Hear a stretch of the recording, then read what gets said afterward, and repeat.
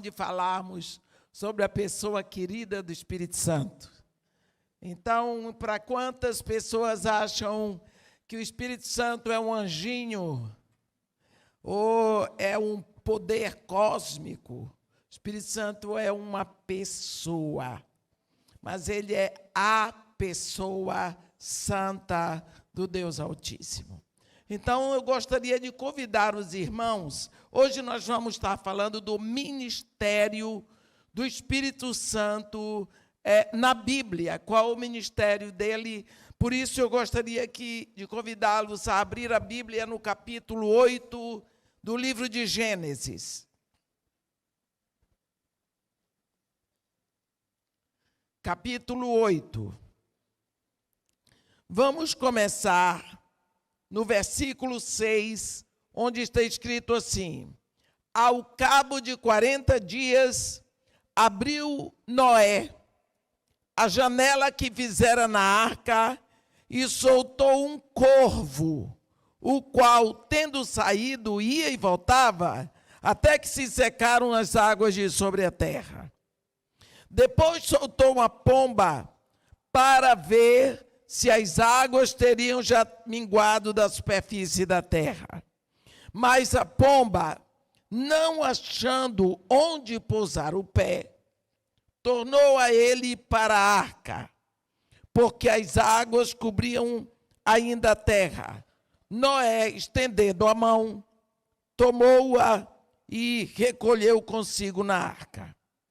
Esperou ainda outros 7 dias, e depois soltou de novo a pomba fora da arca. À tarde, ela voltou a ele. Trazia no bico uma folha nova de oliveira. Assim entendeu Noé que as águas tinham minguado de sobre a terra. Então esperou ainda mais 7 dias e soltou a pomba. Ela, porém, já não tornou a ele. Amém.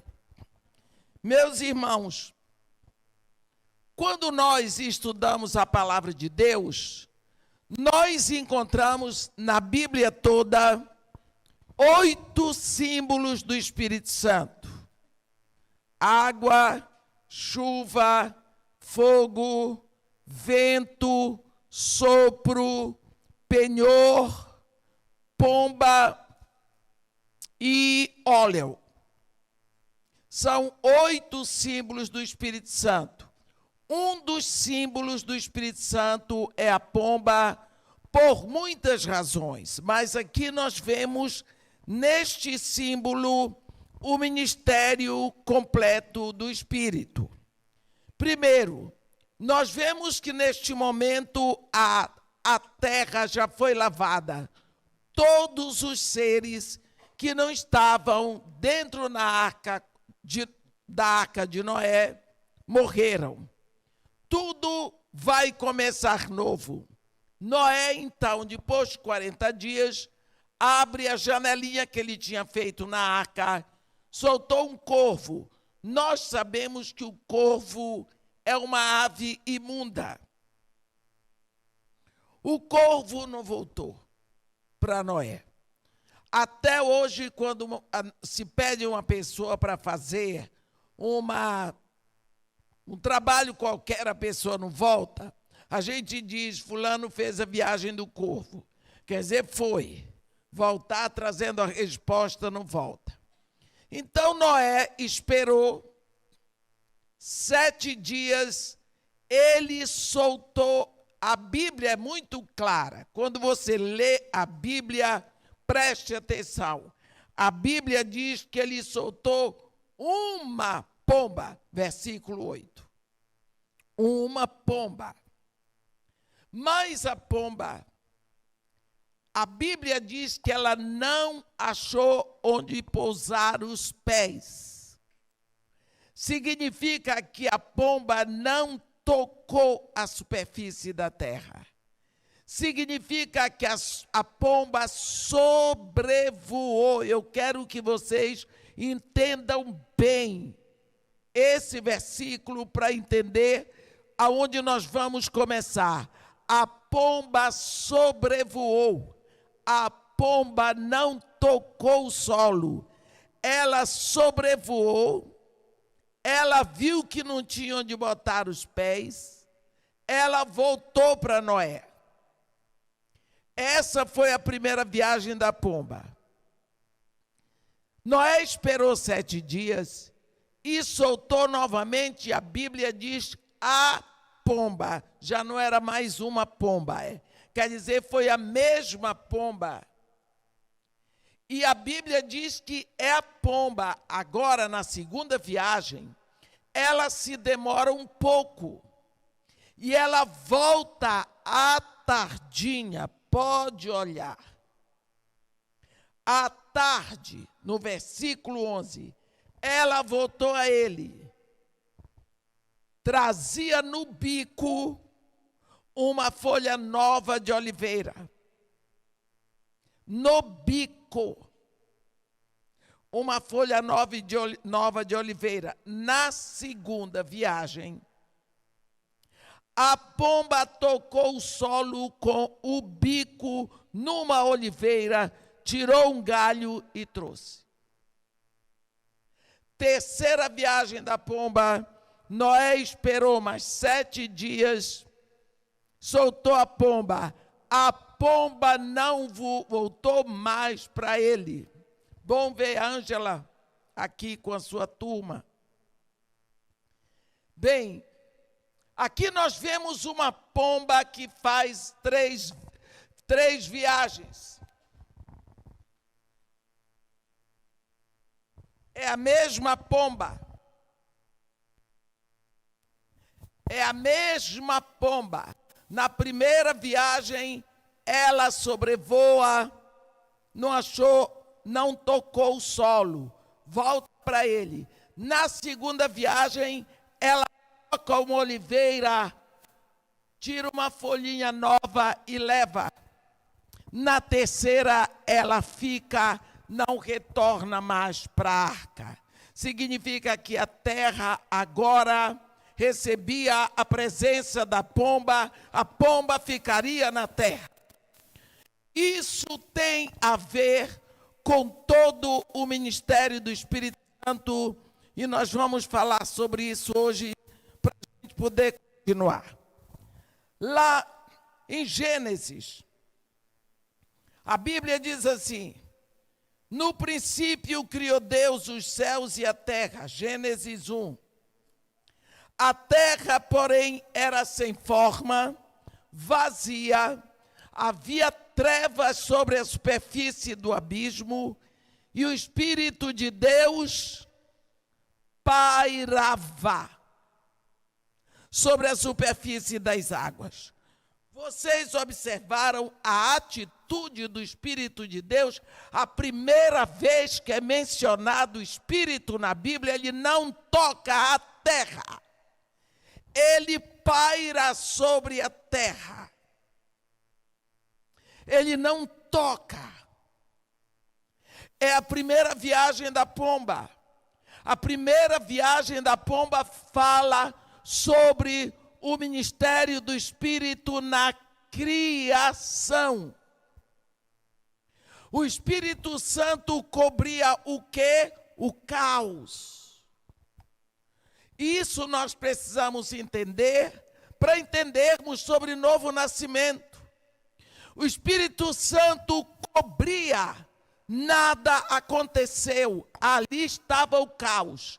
Pense bem, a terra sem forma, vazia, trevas sobre a superfície do abismo, e o Espírito de Deus pairando, não tocava nada, nada aconteceu. Até que Deus vem com a palavra, vem com o verbo e diz: haja luz.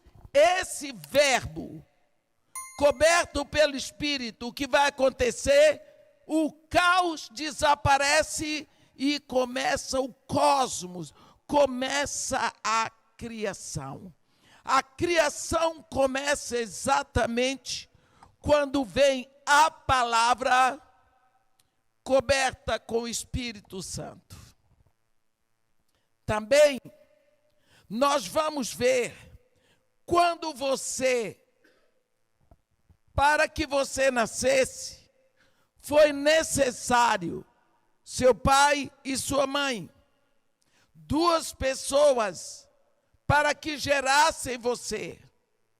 Mas para gerar espiritualmente, precisa a palavra e o Espírito.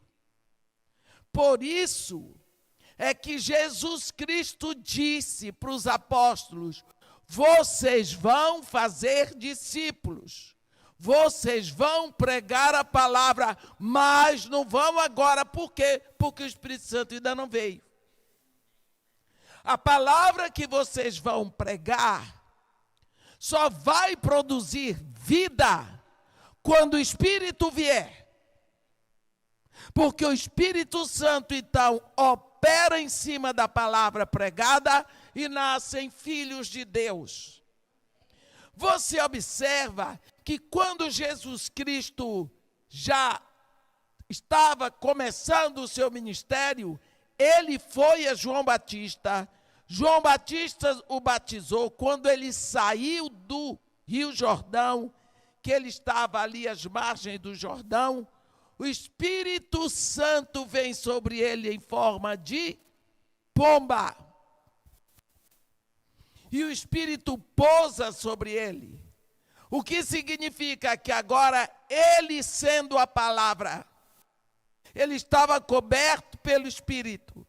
E agora ele estava pronto para fazer aquele ministério que é único, que é fora do comum. Portanto, o primeiro ministério do Espírito é na criação. Ele é o Espírito da criação. Ele é o Espírito que abre vida na criação. Está logo no início, em Gênesis, e aqui é o ministério primeiro do Espírito anunciado no capítulo 8 de Gênesis. Segundo ministério do Espírito é a segunda viagem da pomba.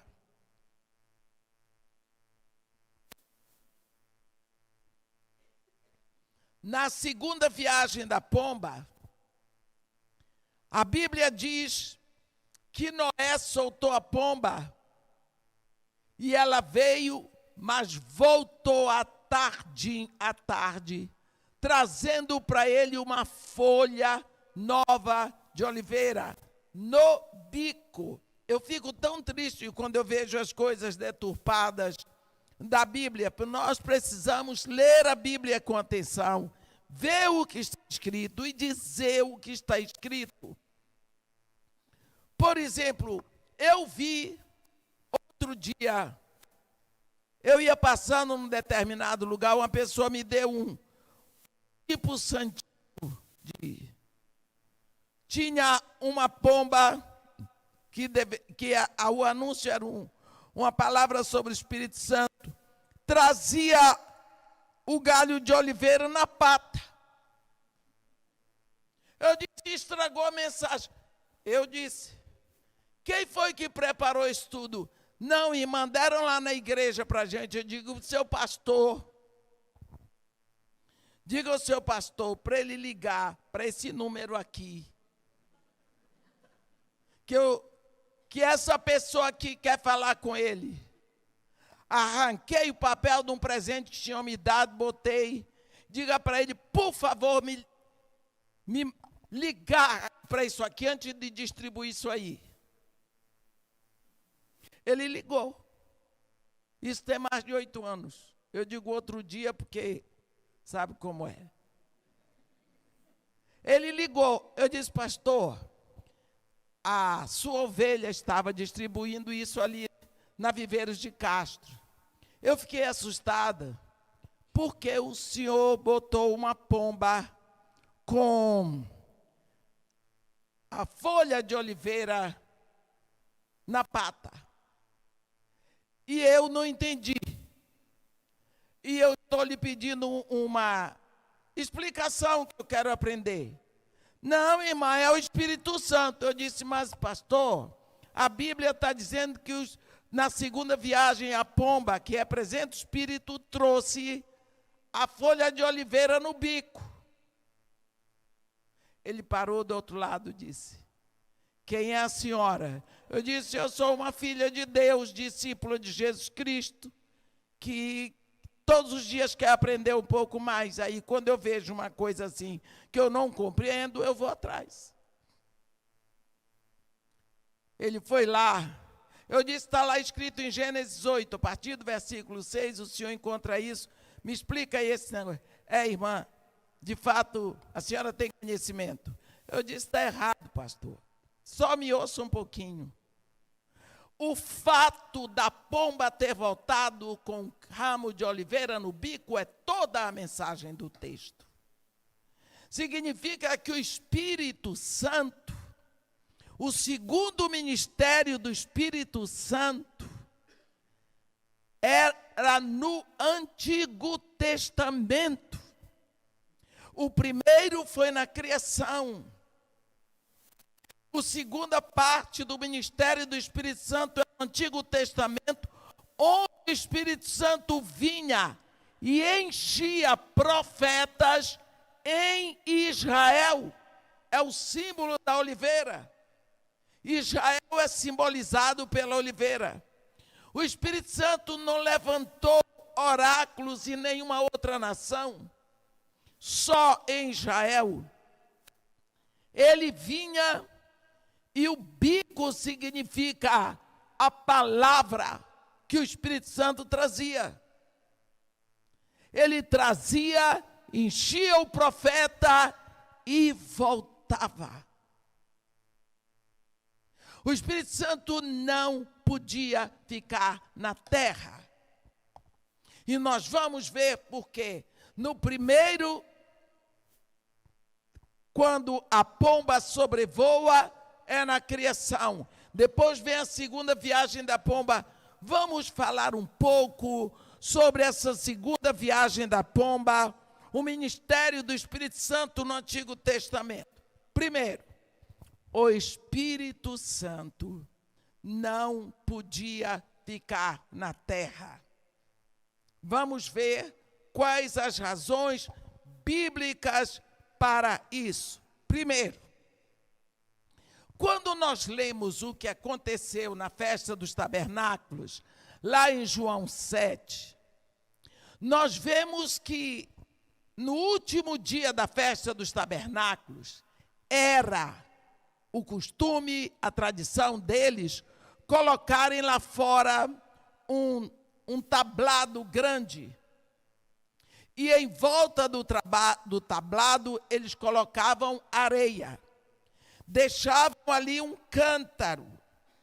Determinada hora, o sacerdote vinha todo paramentado, pegava aquele cântaro e saía com ele e ia ao tanque de Siloé, pegava a água e o povo atrás, num processional. Quando chegava perto, ele subia com o cântaro cheio d'água. Subia no tablado, era tipo um palácio. Quando ele jogava aquela água na areia seca, o povo gritava, gritava, gritava de emoção. Aquilo, para eles, era demonstração para que eles lembrassem que Deus saciou a sede de Israel na sequidão do deserto. Mas, na realidade, tinha outra direção. Jesus, no último dia da festa dos tabernáculos, estava lá, e quando ele viu aquele povo, ele se levantou e disse: quem tiver sede, venha a mim e beba. Porque quem crer em mim, como diz a Escritura, rios de água viva fluirão do meu interior. Aí está escrito. Isto ele disse em referência ao Espírito Santo, que havia de ser dado àqueles que nele crescem, pois o Espírito não tinha sido ainda dado, porque Jesus não tinha sido ainda glorificado. Esta palavra nos assegura que o Espírito Santo só poderia ser dado quando Jesus fosse glorificado no céu. Por isso, no Antigo Testamento, Jesus nem tinha vindo, quanto mais ser glorificado. Uma das coisas que nós vemos é os profetas orando. Nós temos um momento em que Jeremias, ele faz uma oração tão linda no capítulo 14, quando ele diz: ó esperança de Israel e redentor seu no tempo da angústia, por que seria entre nós como estrangeiro na terra, ou como viandante que se desvia para passar a noite? Jeremias 14, versículo 8. Você vê o clamor do profeta, porque Deus não ficava na terra, porque ele vinha e voltava, porque não permanecia. Você vê tantas vezes os profetas no lamento. Muito obrigado. Os profetas no lamento, para que Deus ficasse na terra. Tudo o que eles desejavam é o que nós temos hoje. Tudo o que eles queriam. Você veja, quando o profeta Joel faz a grande profecia recitada por Pedro no dia de Pentecostes, ele foi tido como louco. Quando Pedro abriu a boca e disse: não, esses homens não estão bêbados como vocês pensam. O que se passa aqui é o que foi escrito pelo profeta Joel. E acontecerá naqueles dias, diz o Senhor, em que derramarei do meu espírito sobre toda a carne. Vossos filhos e vossas filhas profetizarão. Vossos jovens terão visões. Sonharão os vossos velhos. Também sobre os vossos servos e as vossas servas derramarei do meu espírito. Deus, por boca do profeta Joel, está falando de um derramar, de um aguaceiro. Não é de gotas, é de um derramar do Espírito, mas ele fala em dias futuros. Quando esta palavra vem por boca do profeta Joel, todos achavam que o profeta estava louco, que não era possível, porque Deus não derramaria do seu Espírito em pecadores. Então, onde é que ele vai derramar na terra? Então, não derrama nunca, porque só tem pecador. O único que pisou essa terra e não pecou foi Jesus. Então, nós vemos que o ministério do Espírito Santo é um ministério no Antigo Testamento muito ativo, trabalhando o tempo todo. Você vê um exemplo, profeta Jonas. Nós conhecemos a vida de Jonas, um pouco do ministério dele. Primeira viagem dele, o turismo dele foi estragado, mas a vocação dele foi salva. quando ele foi vomitado na praia, certamente foi, tomou seu banho, se arrumou todo, estava em casa bonitinho. A Bíblia diz, veio segunda vez a palavra do Senhor a Jonas, filho de Amitai, dizendo, dispõe-te e vai à grande cidade de Nínive e proclama contra ela a palavra que eu te digo. Olhe bem, é diferente. Jonas vai ter que dizer a palavra que Deus está dizendo a ele. Deus vai dizendo e ele vai ter que dizer aquilo. E ele sabe que tem que dizer, porque senão ainda tem peixe grande. Né? Agora, ele vai ter que fazer direitinho com o que Deus mandou. Porque ele lembra de tudo que ele passou. Jonas não vai feliz. Toda a história nos mostra que ele foi de má vontade. Mas ele já tinha uma experiência de desobediência. Vocês pensam o que é um homem esquisito? Era Jonas. Hebreu, vestido como hebreu, falando uma língua de hebreu, chega numa cidade como Nínive. Deve ter sido horrível para ele ver tudo que ele viu. Né? É como sair daquela época e chegar hoje na praia de Copacabana, num verão, meio-dia. Vai ver coisa que ele nunca pensou, vai pensar que está não sei aonde. Então, o choque dele deve ter sido muito grande quando chegou em Nínive, uma cidade pecadora daquele jeito. Este homem atravessou a cidade um dia, pregando um sermão de 7 palavras. Se eu ficasse aqui, repetindo 5 minutos, vocês iam tudo embora, ainda ia sacrificar o pastor. Ele trouxe uma doida. Não tem quem aguente um dia todo. Ainda 40 dias e Nínive será subvertida. Ainda 40 dias e Nínive será subvertida. Ainda o tempo todo as mesmas palavras, porque eram as palavras que Deus dava.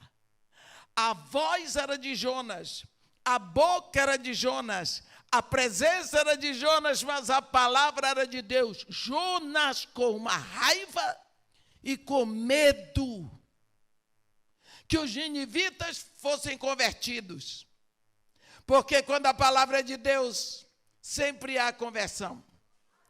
Às vezes eu estou pensando que é por isso que muitos de nós não pregamos com o nosso vizinho, porque a gente não quer que ele seja convertido. Só pode ser. Você pense, a boca era de Jonas, a voz era de Jonas, a pessoa era Jonas, mas a palavra era de Deus. E quando aquela palavra saía, o Espírito Santo pegava aquela palavra e ia dando vida. Ele cobria a palavra na hora que ela saía, e ela ia que nem seta. Ela ia que nem uma flecha. Ela ia que nem uma espada, mas ela acertou para começar desde o rei.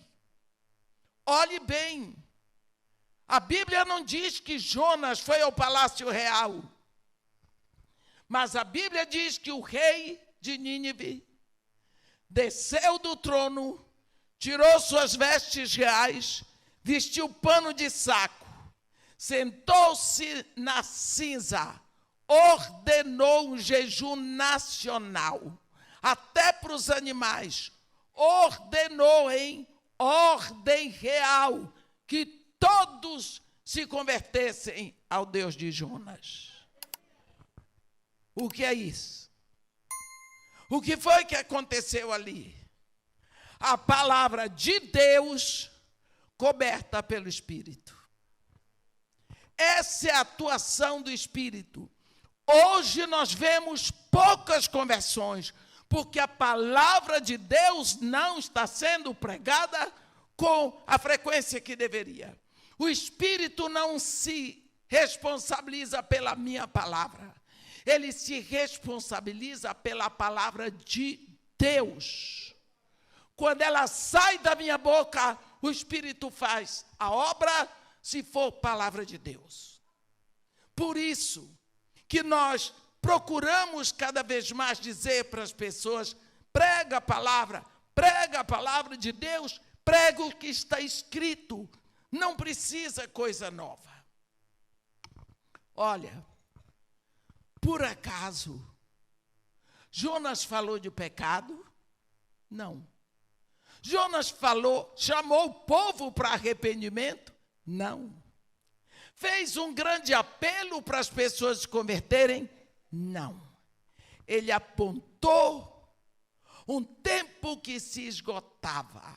Ele disse 40 dias. Amanhã são 39. E depois 38. Então o povo viu a urgência de conversão. Quantas vezes nós esquecemos desse trabalho do Espírito Santo junto com Jesus? É o Espírito e a palavra e o Espírito. Nós vemos isso acontecer, esta mesma cena, lá da criação. A terra sem forma e vazia, trevas sobre a superfície do abismo, o Espírito de Deus pairando.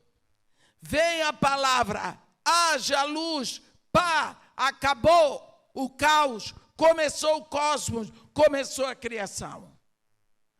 Início do Novo Testamento, lá tem um ventre sem forma, vazio, porque é virgem. Vem a palavra, terás um filho. A palavra está lá, não vai acontecer nada se o Espírito não cobrir. Ele deu a ordem, o anjo trouxe a palavra. Ela diz: como? Eu não tenho relação com homem nenhum. Ele pegou isso, não precisa. É o Espírito Santo que te cobrirá, e o ente que de te nascer será chamado Filho de Deus. Ela diz: eis aqui a serva do Senhor. O Espírito Santo a cobriu, a palavra estava ali, gerou Jesus. Você vê o ministério aqui, o trabalho do Espírito Santo sobre a palavra. Por isso nós precisamos abrir os nossos olhos, que o Espírito Santo está aqui para fazer um trabalho, mas precisa da palavra de Deus.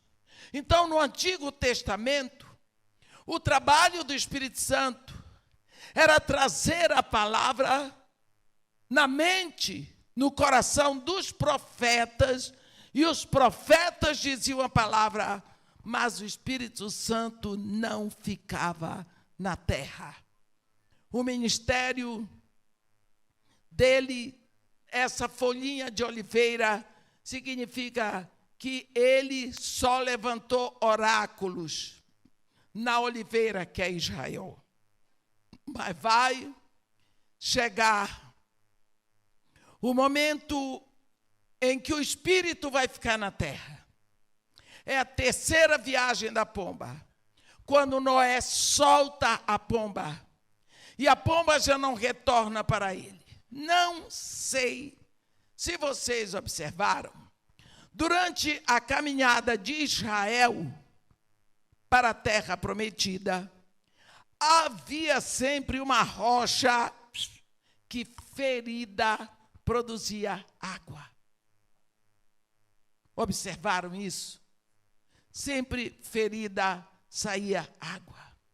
Significa que o Espírito Santo só seria dado depois que a rocha, que é Jesus, fosse ferida lá na cruz. Tanto que quando Jesus Cristo é ferido na cruz, sai dele sangue e água, A água representa o Espírito Santo.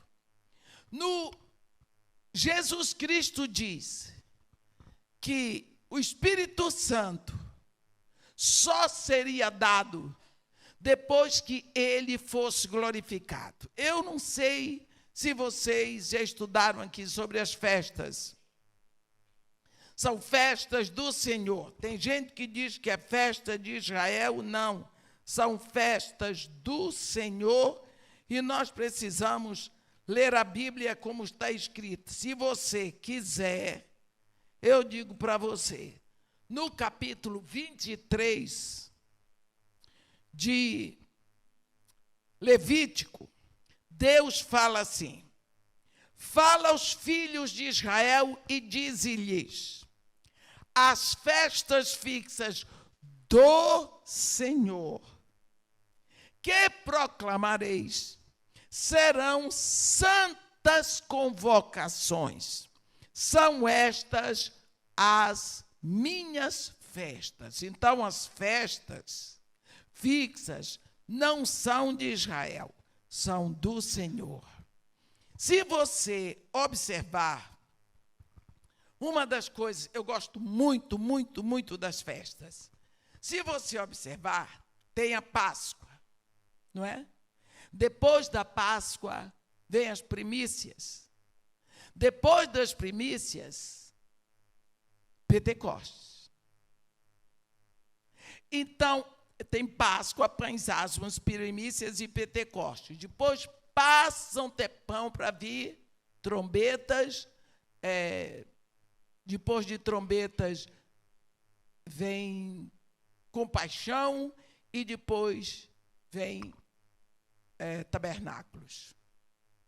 Nós precisamos lembrar uma coisa.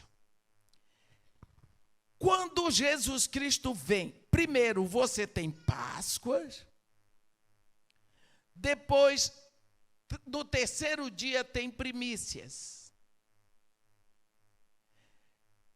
Depois, você tem Pentecostes. Jesus Cristo morre na Páscoa, porque ele é o Cordeiro da Páscoa. Ele ressuscita ao terceiro dia, que é a festa das primícias. Por isso, ele é a primícia. Primícia. Ele é o primogênito dos mortos, o soberano dos reis da terra. Está escrito lá em Apocalipse. Então, ele morre na Páscoa como cordeiro, ressuscita na festa das primícias como primícias. Então, quantos dias ele fica aqui na terra? 40. Ele sobe para o céu. Depois de 10 dias, o Espírito Santo vem. Então, 50 dias, contando, você pode dar uma olhada. Olhe bem. No versículo 15 de Levítico 13 está escrito: contareis para vós outros desde o dia imediato ao sábado. Qual é o dia imediato ao sábado? Domingo. Desde o dia em que trouxerdes o molho da oferta movida, 7 semanas inteiras. Quantos dias são 7 semanas? 49. 7 vezes 7. Até o dia imediato ao 7º sábado, contareis 50 dias. Está escritinho aqui, 16, versículo 16 de Levítico 23, está escrito: até o dia imediato ao 7º sábado, contareis 50 dias, meus irmãos. 50 dias. Então trareis nova oferta de manjares ao Senhor. Por que 50 dias? Do dia que Jesus ressuscitou, ficou 40 na terra, 10 no céu, não são 50? O que é que acontece? Pentecostes. É a festa de Pentecostes. São os 50 dias. Vocês estão entendendo? Tudo na Bíblia está escrito. Os números não precisam ser mudados. Então, Jesus Cristo, quando ele falou lá em João, o Espírito ainda não tinha sido dado. Porque Jesus não tinha sido glorificado, com 40 dias, Jesus sobe ao céu, é glorificado. O Espírito Santo esperou só completar os 50 dias para descer. Por isso é o dia de Pentecostes. Está todo mundo me olhando, parece. Vocês querem que eu repita? Não. Não querem que eu repita. Então está tudo entendido. Por isso, o Espírito Santo só pôde vir depois que Jesus fosse glorificado. Então, antes, na criação, você tem um ministério tremendo do Pai. Eita, é só o Pai. E Ele criou os céus e a terra. E Ele criou todos os universos visíveis e invisíveis. Ele criou tudo, meus irmãos. Nós nem temos noção. O homem anda todo soberbo com suas descobertas, só descobre o que Deus já deixou. Ah, o homem inventou. Não inventou nada, descobriu o que já existia. Mas quem criou foi Deus. Até que Deus, então, começa a sua história com o homem. Ele tinha deixado um planeta separado. No princípio, criou Deus os céus e a terra. Não se sabe quantos milhões de anos. Hoje eu estava lendo sobre dinossauros, desde ontem, vê? Chega um momento tão engraçado, eu li para ela, que eles ensinam tudo, diz, mas ninguém tem certeza. Eu estava mostrando para a Ângela, está vendo, Ângela? Eles fizeram toda, é só teoria. E depois ele diz, mas isso aqui ninguém pode afirmar. Depois, lá no final, dizer, tudo que eu li é mentira. Mas eu li. Pelo menos eu aprendi e não torno a ler. Deus criou e criou, depois ele se voltou para a terra, porque ele tinha deixado a terra separada, porque ele tinha um plano para a terra. Ele tinha um plano. Aí ele vem, começa o seu trabalho na terra. Quando ele começa o seu trabalho na terra, começa, então, muito claro, a presença do Pai, do Filho e do Espírito Santo. O Espírito Santo vai ser muito usado no seu trabalho no Antigo Testamento, trazendo a palavra, a vida sobre a palavra.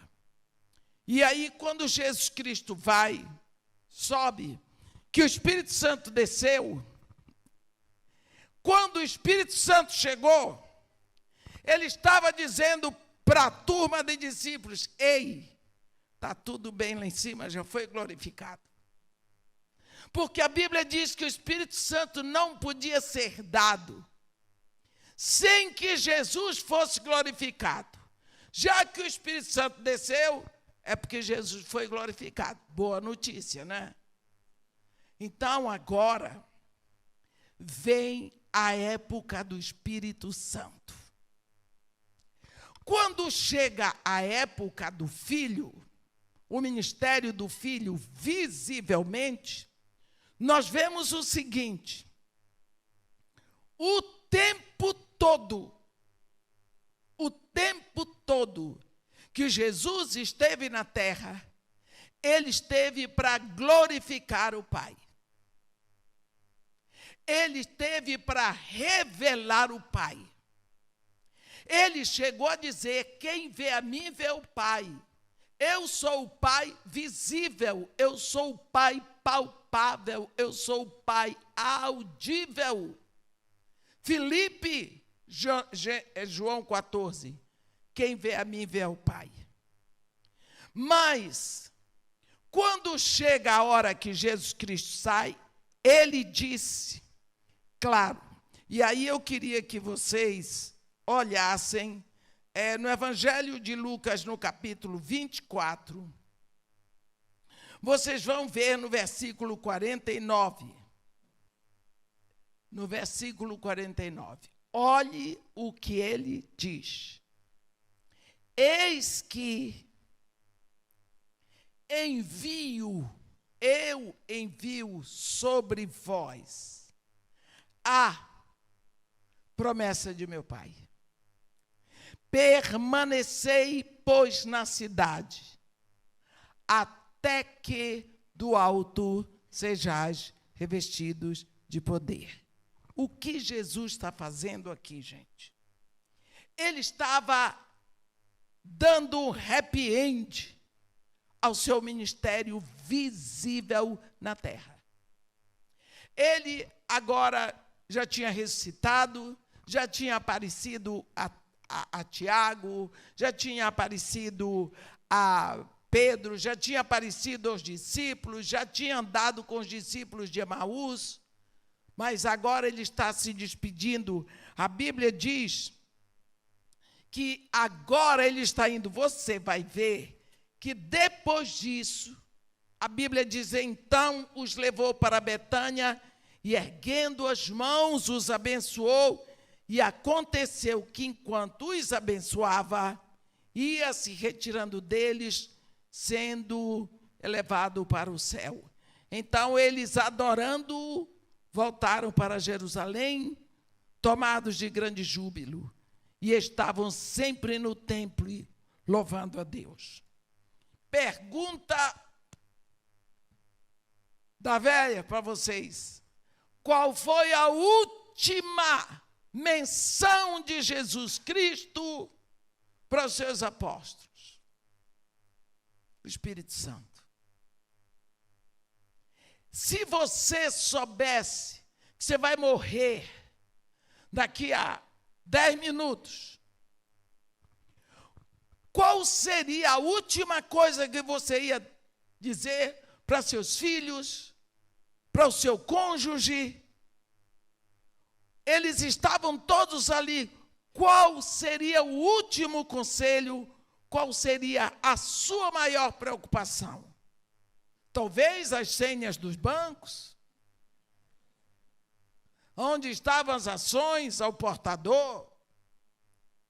Se é que ainda tem, que eu não sei mais se tem. O que era de mais importante para Jesus? O Espírito Santo. Todo o seu trabalho na cruz foi para que o Espírito Santo pudesse vir. Todo. Vocês vão ver o seguinte: o que é que o povo de Israel queria? O Messias. Chegou o momento que Israel não aguentava mais o Império Romano e a dinastia dos Herodes. Eles estavam sofrendo muito, muito, muito, muito. E eles queriam que Israel voltasse a ser o que já tinha sido no passado, no tempo de Davi. Então, eles sabiam que, como o Messias era descendente de Davi, viria da tribo de Judá, da casa de Davi, eles queriam que viesse esse descendente de Davi, que iria acabar com a dinastia dos Herodes, acabar com o Império Romano e ia botar Israel acima de tudo. Era isso que eles desejavam. O Messias guerreiro, vencedor. Eles queriam o Messias. O Messias estava ali, mas não era aquele que eles queriam. Eles queriam o Messias sanguinário. Resultado, eles mataram o Messias. Não é? Agora, quando Jesus leva os seus discípulos a aprender sobre o Espírito Santo, eles rejeitam, eles não querem saber do Espírito Santo. Eles só querem saber do Messias. Eles seguiram Jesus de início, porque acharam que Jesus era o Messias. Aqueles poucos. Porque se fosse o Espírito Santo, eles não queriam. Porque eles queriam o Messias. Jesus Cristo teve muito trabalho para ensinar sobre o Espírito Santo. Sobre o Espírito Santo. Você veja uma coisa, preste bem atenção. Só no Evangelho de João, Jesus Cristo dá 12 lições, 12 aulas específicas sobre o Espírito Santo. Ele pregou sobre o Espírito Santo. Ele ensinou sobre o Espírito Santo. Ele falou sobre o Espírito Santo. E a última menção dele, quando já vai se retirando da terra, é sobre o Espírito Santo. Eis que eu envio sobre vós a promessa de meu Pai. Permanecei, pois, na cidade, até que do alto sejais revestidos de poder. Você vê que a última coisa, a última menção é sobre o Espírito Santo. Então, nós precisamos dar muita atenção a esse assunto. Porque se não fosse tão importante para nós, não teria toda essa relevância para Jesus. E quando Jesus sobe diante de todos os seus discípulos, ele foi descolando no chão. Ora, para nós hoje isso não tem um impacto grande, porque nós estamos acostumados a ver filmes de ficção, efeitos, homem voa, homem desaparece, mas naquela época os discípulos não estavam acostumados com isso.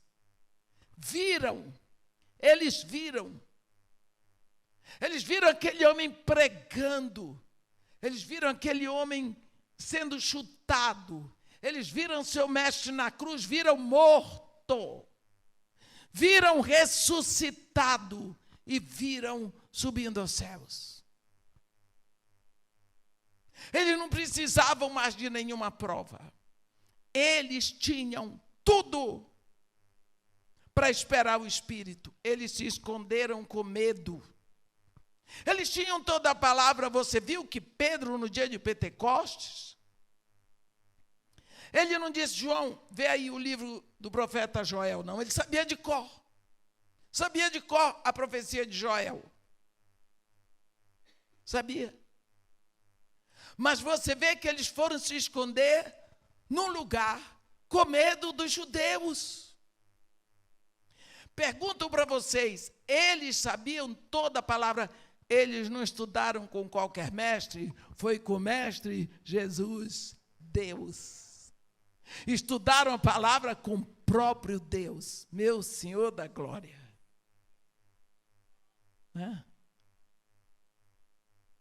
O que foi que valeu? O que foi que valeu? No final, um vendeu o mestre por 30 moedas. Que vergonha. O outro avançou no soldado do sumo sacerdote, cortou-lhe a orelha.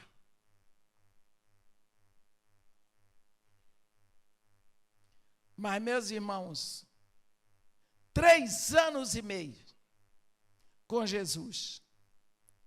Mas quando o Espírito Santo desce no dia de Pentecostes, em 3 horas, com o Espírito Santo, aqueles homens tinham posto o mundo de cabeça para baixo. A palavra que estava lá dentro, o Espírito veio e foi aquilo que nós lemos e foi muito mais. 3 horas com o Espírito Santo em cima da palavra. 3 horas. Depois de 3 anos com Jesus, não adianta nós ficarmos só com a palavra. Nós precisamos do Espírito. E é Jesus Cristo que diz, se não fosse preciso, não mandaria para nós: eis quem eu envio sobre vós a promessa de meu Pai. Permanecei na cidade.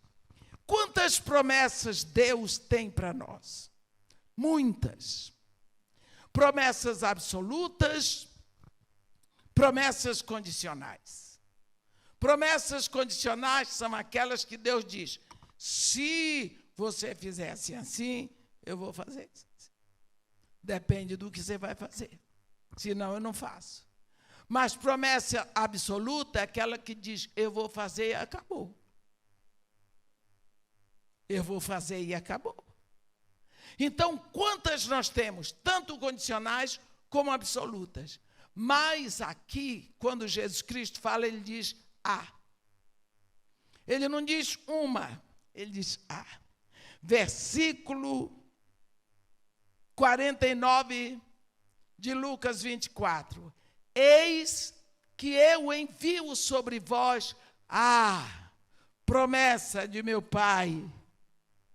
Permanecei, pois, na cidade, até que do alto sejais revestidos de poder.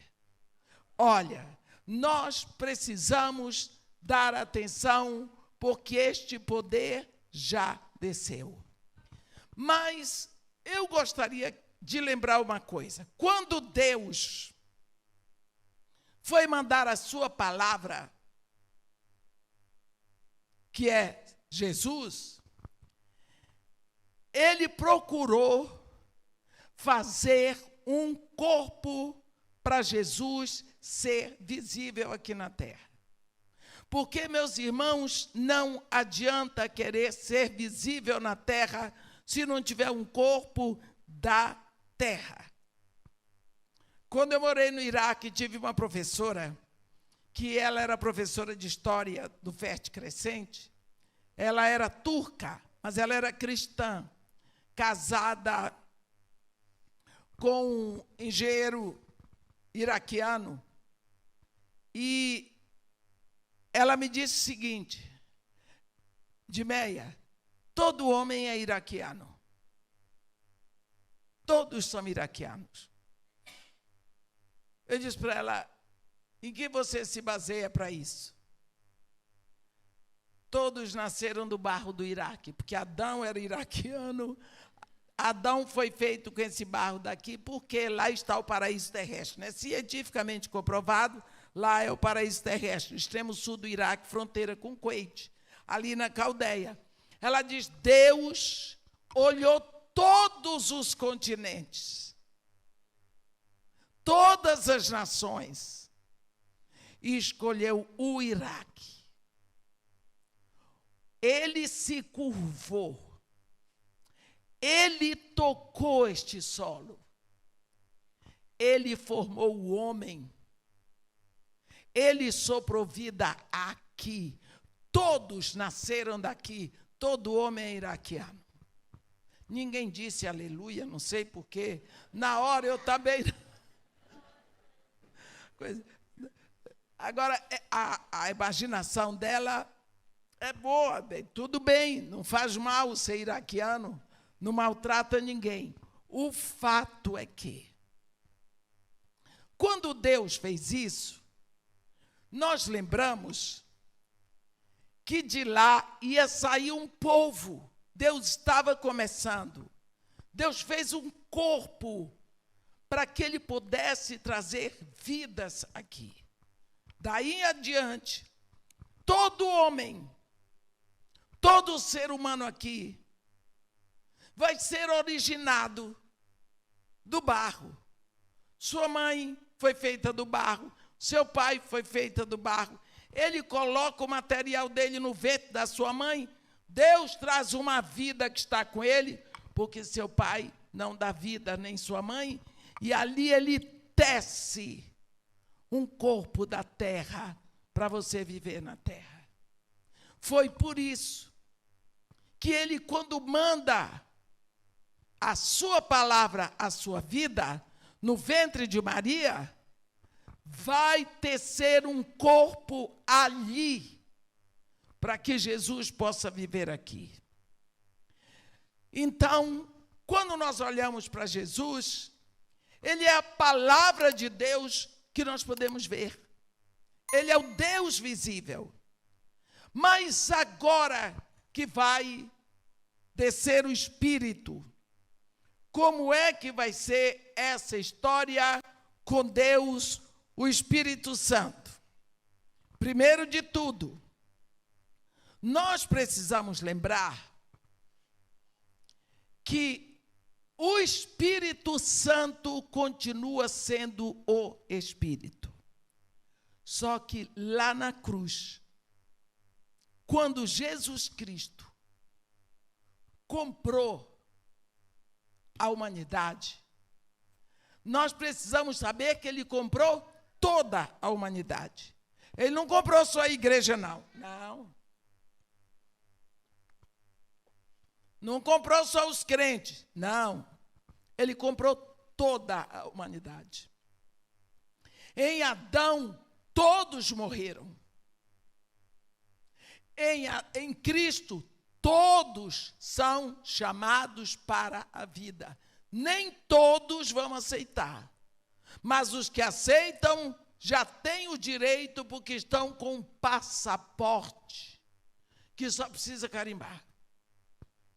Quando Jesus Cristo vai lá na cruz e ele diz: tudo está consumado, está dizendo: paguei tudo. Não ficou nada para ser pago. Significa que toda a humanidade está comprada. Todos os que iriam nascer estão comprados. Todos. Irmã, então todos estão salvos? Não. Estão comprados. Comprados. Quando é que eu sou salva? Quando você abre a sua boca e diz. O que é que você diz? Que você aceita, que você tem dono, que o seu dono é Jesus, que ele lhe comprou e você se rende. Porque na Bíblia, a palavra vale muito. A Bíblia diz: pelas tuas palavras serás salvo, pelas tuas palavras serás condenado. Porque a vida e a morte estão no poder da língua. Se com teu coração creres e com a tua boca confessares Jesus, serás salvo. Então, na hora em que você abre a boca e você confessa, você abre o jogo, nessa hora acontece uma revolução imensa. No reino do Espírito você é transportado. É o Pai que transporta você. Você é meu agora, vem. Do império das trevas para o reino do Filho do seu amor. E aí o que vai acontecer? Vem a questão do selo. Eu sempre digo, você compra uma propriedade, você assina os documentos, mas enquanto o documento não está selado no cartório de imóveis, o documento não tem o selo do cartório de imóveis, não está legal. Porque o selo é a última etapa numa transação de compras. Então, você foi comprado? Está comprado. Mas você só é selado quando você recebe o selo. E o selo é o Espírito Santo. Olha aqui o que está escrito. Está escrito em Efésios, no capítulo 1, em quem vós também, tendo ouvido a palavra da verdade, o evangelho da vossa salvação, tendo nele também crido, fostes selados com o Espírito Santo da promessa. Efésios 1, versículo 13. Esse Espírito que nos sela é o penhor na nossa herança até ao resgate da sua propriedade em louvor da sua glória. Entendeu? Seladinhos. Não é apenas comprado, não, ó. Selado, carimbado, com tudo. Mas, irmã, é um pecador? Sim, por isso você precisa, porque é pecador. Não fosse, não precisava. Precisa. Então, o Espírito Santo só pode ser dado depois que o preço foi pago.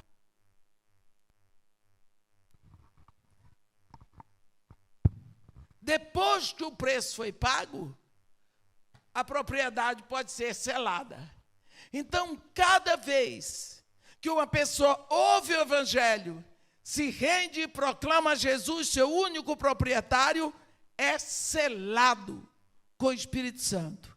Então, esse Espírito agora entrou na sua vida, não é para você dizer aqui, eu sou é joia, eu sou é santo, eu sou melhor, viu? Porque eu oro em línguas, porque eu tenho sonhos, porque eu tenho visões, porque eu tenho isso. Você pode ter muita coisa, se comer uma feijoada à meia-noite, vai ter muita coisa. E não é o Espírito Santo. O Espírito Santo não nos é dado para nossa glória, não. O Espírito Santo não é palhaço. O Espírito Santo é santo. O Espírito Santo é Deus.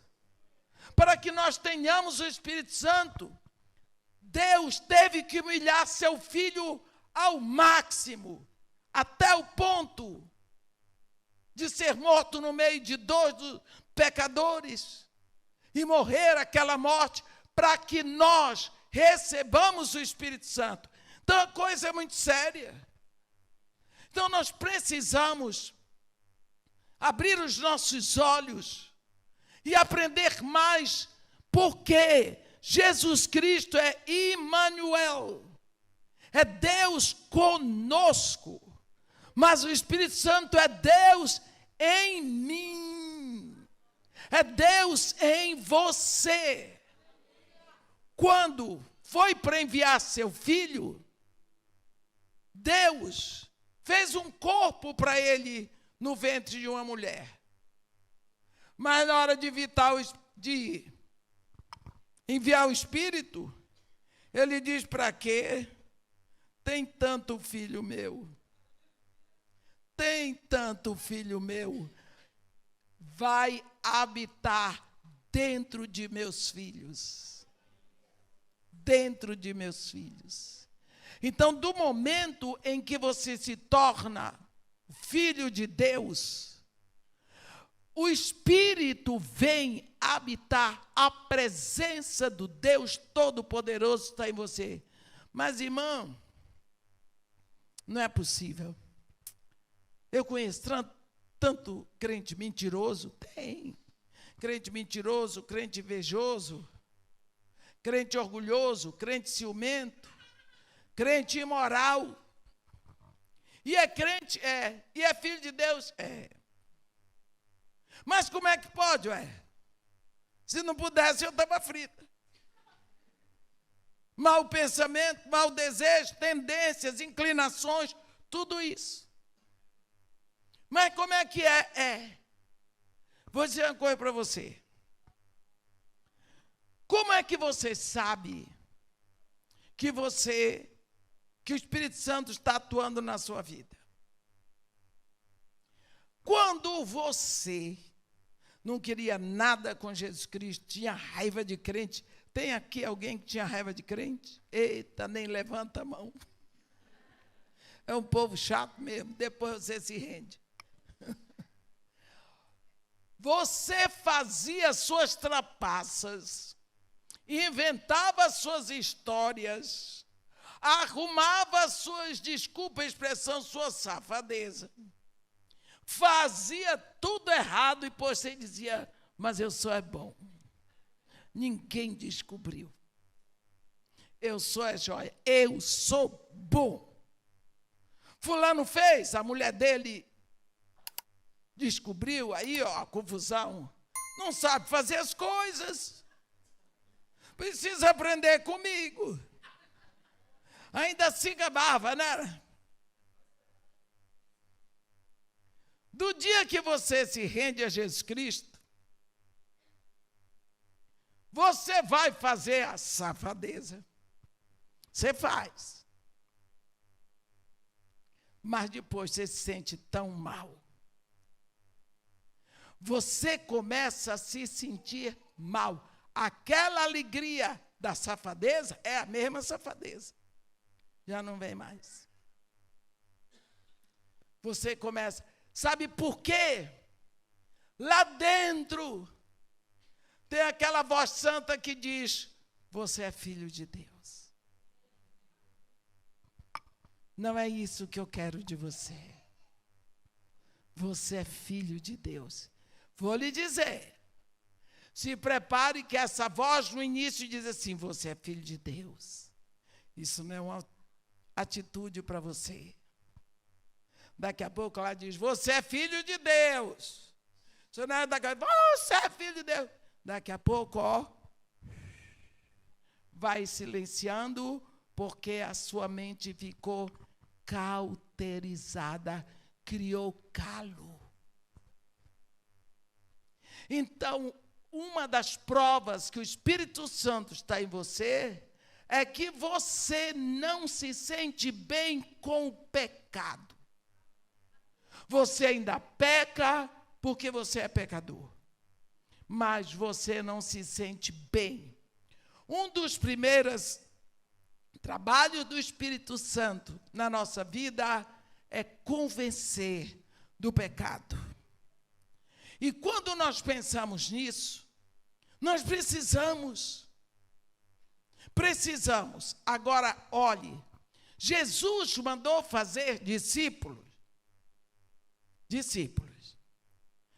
Discípulo é aluno, é aprendiz. Eu estou aqui, meu ministério é só ensino. Eu não sei pregar. O meu ministério é ensino. Mas eu tenho outro mestre, Jesus. Jesus é o mestre. Todos nós, filhos de Deus, somos aprendizes. Um está no PhD, outro está no mestrado, outro está terminando faculdade, outro está estudando para o vestibular, outro até que está no infantil. Então, cada um está num grau, cada um está aprendendo. Por isso, nós precisamos ter misericórdia dos que estão mais atrasados. Porque muitas vezes nós julgamos os nossos irmãos. Aí, ó, crente, ó o que é que está fazendo. Não aponte o dedo. A Bíblia diz: não vos queixeis um dos outros para não serdes julgados. É porque o Espírito Santo que foi enviado para você é o mesmo Espírito que está no outro. Ele está cuidando de cada um, no que ele pode aguentar. Por exemplo, se você comer hoje à noite um sanduíche, não vai lhe fazer mal, mas você não pode dar um sanduíche a essa hora para uma criança de 6 meses que nasceu, porque ela vai passar mal. Então, a mesma coisa é o Espírito Santo.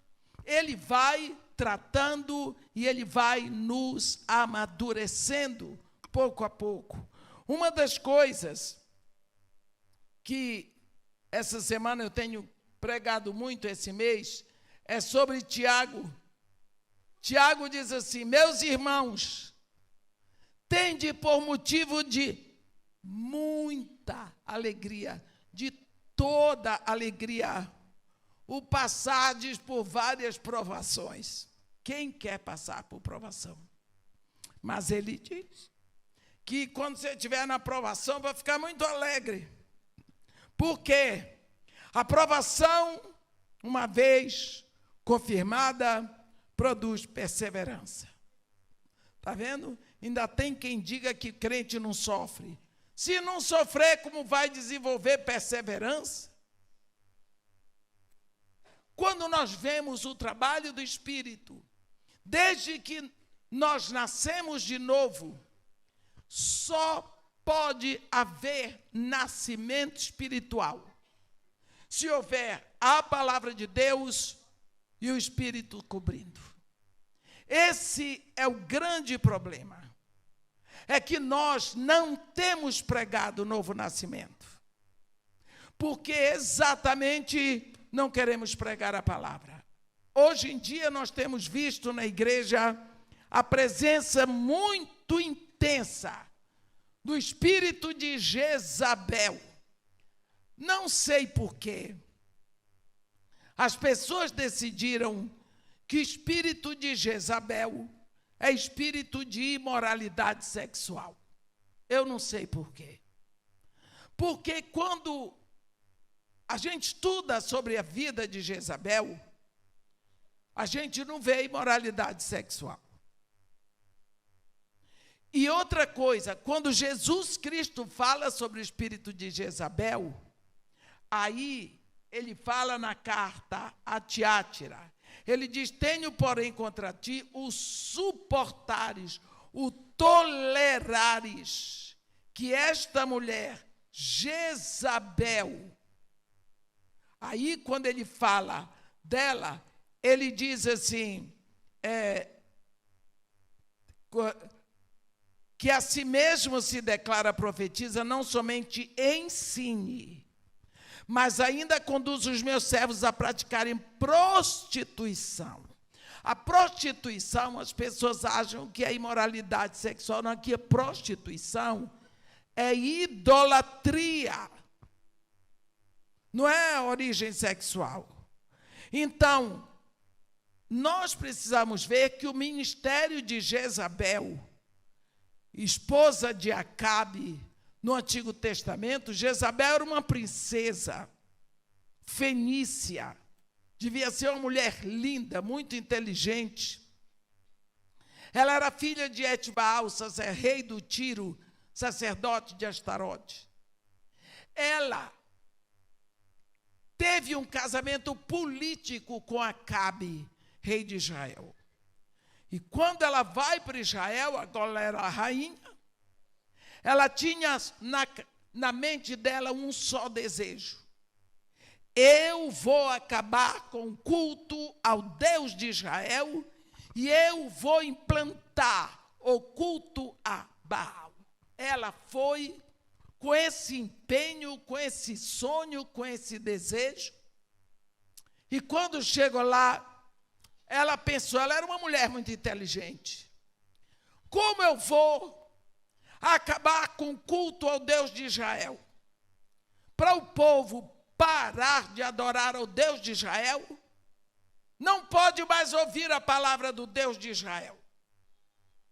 Primeira coisa, não podem mais ouvir a palavra. Quem prega a palavra são os profetas. Vou matar tudo quanto é profeta. Ordenou a matança de todos os profetas do Deus de Israel, porque profeta morto não fala. Isso ela sabia. Hoje tem gente por aí que fala com defunto, defunto escreve, que pelo menos até Jezabel sabia que isso não acontece. Tudo bem.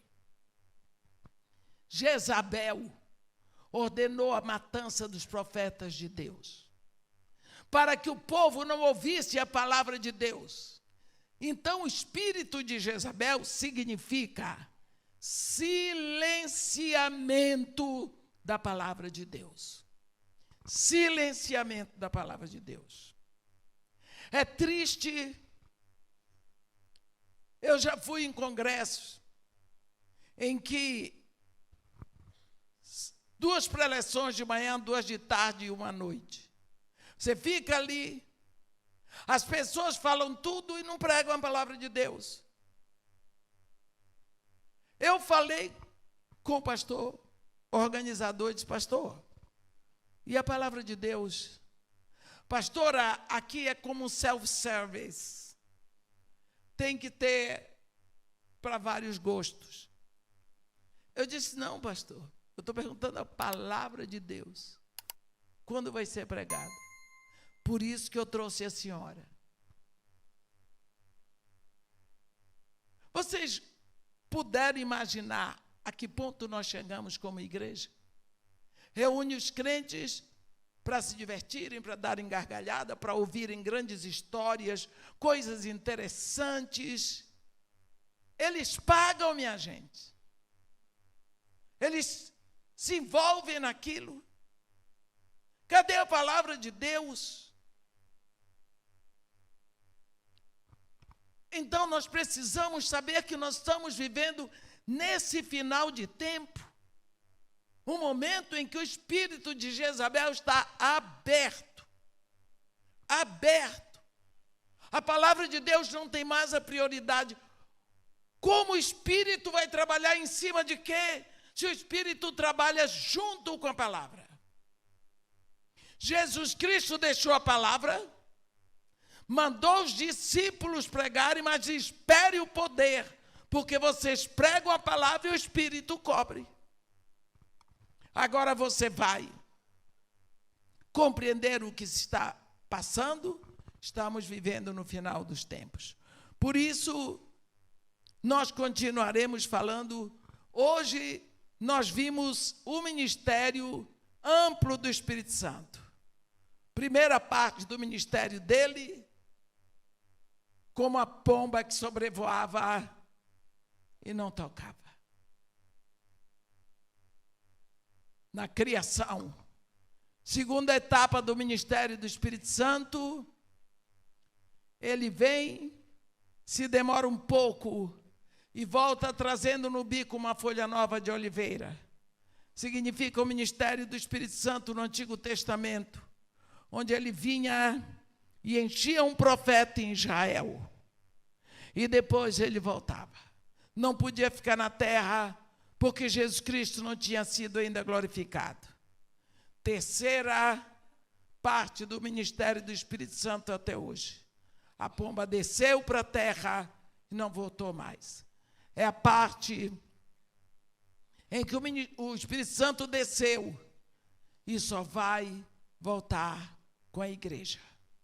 A comunidade dos remidos.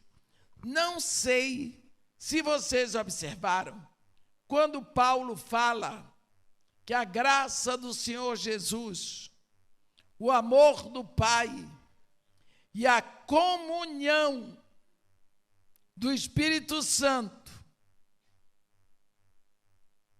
Então, porque a graça do Senhor Jesus, o amor do Pai, porque Jesus Cristo, a graça de Deus é derramada através de Jesus. Por causa do amor do Pai, mas o Espírito Santo é o Espírito da comunhão, é o Espírito da congregação, porque ele vai levar a congregação dos remidos. Quando muitos pontos no Antigo Testamento mostram para o Espírito Santo, mas eu gostaria de completar hoje. Eu não quero abusar do tempo de vocês, mas vou aproveitar, já que vocês saíram de casa para vir aqui, vamos só mais um pouco, tá? No capítulo 24 de Gênesis, há um momento tão precioso sobre o ministério do Espírito Santo. Capítulo 24 de Gênesis. Vocês se lembram aquele momento em que Abraão chamou o seu servo de confiança, hein? Eliezer, e disse para ele: coloca a mão debaixo da minha coxa e jura que não tomarás daqui esposa para meu filho, né, Isaque. Ele queria que o servo dele fosse à tribo de Sem, da onde ele era, na Mesopotâmia, para trazer de lá uma noiva para Isaac. Porque ele não queria que Isaac casasse em desigualdade de julgo, casasse com uma cananeia, não é? Então, o servo judou e partiu para lá, para buscar uma noiva para o Isaac. Levou os bens, porque era o dote da moça. Eu não vou falar sobre essa parte, só a parte em que isso tem a ver com o Espírito Santo. Quando ele encontra a Rebeca, há todo aquele processo de negociação, ela vem com ele. Olha, vocês sabem que ela morava no Iraque, naquela região onde hoje é o Iraque. Ele tinha que trazer essa moça para ali, para aquela região mais próxima de Israel, de camelo. Vocês já viram como aquele bicho é veloz? Né? Vocês já pensaram quanto tempo demorou aquela viagem? Naquela viagem, este servo Eliezer tinha que tomar conta daquela moça. Ela era a noiva de Isaac, seu senhor. Ele tinha que alimentá-la, protegê-la, cuidar dela, sobre todos os aspectos. De tudo o que ele já viu, ela era o que tinha de mais precioso. Só que nesse caminho, você que é mulher, que está me ouvindo, você sabe que não tem muita diferença. De Eva para nós, mulher é mulher. Não mudou. Nós continuamos com 2 braços, 2 pernas, o nariz, a mesma língua. Mudou a cultura. Mas agora, Rebeca estava indo para casar com um homem que ela nunca viu. Você não ia querer saber como era esse homem? Você estava dias e dias do lado de uma pessoa que conhecia o menino desde antes de nascer? Vai dizer que você não ia dar umas arrumadinhas, assim como quem não quer nada, para saber que altura ele era, se era elegante, se falava fanhoso, e uma série de outras coisas. A gente faz isso, vai ver que só sou eu que sou pecadora. Mas... Então, o caminho todo de volta, Rebeca ia pescando. Não tem uma coisa melhor para a gente falar, não tem um assunto melhor do que falar da pessoa que a gente ama. E Eliezer amava Isaac. Então, quando Rebeca dava uma entrada, ele se derramava para falar de Isaac. E assim, esse caminho todinho de volta para Berseba, era Eliezer ensinando a Rebeca tudo a respeito de Isaac. E nesse caminho de volta, ela foi se apaixonando por ele. Ela foi conhecendo melhor, porque Eliezer só dizia a parte boa. Então ela queria chegar, ela queria encontrar, ela queria casar, ela desejava vê-lo de perto. Quando enfim chegaram, que ela olhou e viu aquela hora um homem meditando, ela disse a ele, é ele que medita essa hora no campo, apiou do camelo, deve ter sacudido o pó, se arrumou, ele viu, trazido por Eliezer, é minha noiva, foi lá, pegou a Rebeca, foi para a tenda da mãe dele e consumou o casamento. A Bíblia diz, Jesus Cristo diz sobre o Espírito Santo, Ele vos ensinará todas as coisas e vos fará lembrar daquelas coisas que eu vos ensinei. Então, esse Espírito que hoje está em nós, ele quer nos ensinar sobre o noivo, porque ele está aqui arrumando e preparando a noiva para levar para o noivo. Eliezer é um tipo de Espírito Santo no Antigo Testamento. É ele que está levando a noiva. E quando enfim chegar, a Bíblia diz, o Espírito e a noiva dizem, vem. O que esse Espírito quer criar em nós é um clamor pela chegada do noivo. Mas uma coisa que eu vou dizer para vocês, que me deixou triste, preocupada, na época da pandemia, as pessoas ligavam para mim. Irmã, o que a senhora está achando disso tudo? Eu disse, estou. De que ponto de vista? A senhora acha que agora que Jesus vem buscar a igreja? Eu disse, eu não posso nem perguntar a ele, que ele não sabe. Não, irmã. A senhora acha que já vai ser o arrebatamento? Eu disse, mas como é que eu vou saber se nem ele sabe? Por quê? Irmã, essa vida aqui está muito ruim, estou desempregado, estou devendo tudo. Eu já quero que ele venha buscar a gente. Eu disse, você quer dar o golpe do baú? Sabe como é o golpe do baú? Quando a noiva já quer casar, porque o noivo tem dinheiro, e ela está na pendura. Então, não é uma noiva que quer o noivo, porque ela quer estar com ele, porque ela o ama, porque ela quer a presença dele, não quer, para se livrar da dor que está passando. Nós precisamos dar lugar a esse Espírito, para encher mais e mais o nosso coração.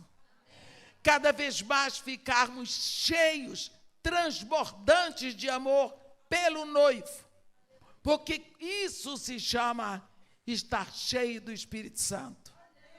Porque quanto mais nós estivermos cheios de amor por ele, ele será atraído. Eu tenho certeza. É o nosso amor, porque é só o amor que atrai. A partir de amanhã nós continuaremos nosso estudo sobre o Espírito Santo. Eu queria, nesse momento, com todo o respeito, pedir a você que nunca proclamou Jesus como seu único Senhor, suficiente Salvador. Se você nunca abriu a boca para fazer essa declaração, eu quero dizer que todo filho de Deus um dia já se levantou e disse: você tem coragem de dizer, eu sou Flamengo, eu sou Fluminense, eu sou Vasco, eu sou Corinthians, sou lá não sei o quê? Por que você não tem coragem de abrir sua boca e dizer, eu sou de Jesus? Eu sou propriedade de Jesus. Aquilo que aconteceu há quase 2000 anos lá no Calvário, eu creio, porque tem um Espírito dentro de mim, que proclama essa verdade, que me dá segurança de que tudo isso aconteceu. Se você quiser neste momento, eu não sou de fazer apelo, quem me conhece sabe disso. Se você quiser vir, se você quiser aproveitar esse momento, você pode levantar, vamos fazer isso, senão já vou orar. Você tem toda a liberdade nesse momento. O pastor disse que eu podia fazer isso. Então, eu chego à conclusão que todo mundo aqui já fez a sua proclamação, já anunciou onde está o seu coração. Senhor Deus, nosso Pai, nós estamos, Senhor, com o coração trepidante de alegria, de falar da tua palavra e do teu Espírito, ó Pai. Nós nos alegramos com este assunto. Nós te pedimos, ó Pai, que tu estejas dirigindo os nossos corações e as nossas mentes, com a inspiração do teu Espírito, e que nós possamos cada vez mais ter o nosso coração aberto. Rasga os nossos corações e faz com que nós possamos viver intensamente essa verdade, e que esse Espírito hoje faça o trabalho que ele fez na igreja primitiva, e que nós possamos viver essa intensidade da tua palavra. Senhor, nós queremos e precisamos da obra do teu Espírito com a tua palavra em nós. Dá que possamos beber de ti. Perdoa-nos, limpa-nos, purifica-nos, Senhor. Dá-nos consciência de pecado oculto, aquele pecado que está na nossa vida, que às vezes nos acostumamos com ele, Senhor, e de tão acostumados que estamos, às vezes, não podemos mais viver com aquele pecado tão especial. Dá-nos que tenhamos nojo, ojeriza por essa morte, e faz que possamos viver para a honra e glória do teu nome. Te pedimos que pelo teu Espírito Santo nós sejamos libertos, tenhamos a nossa mente totalmente sacudida pela santificação que precisamos. E te agradecemos em nome de Jesus. Amém.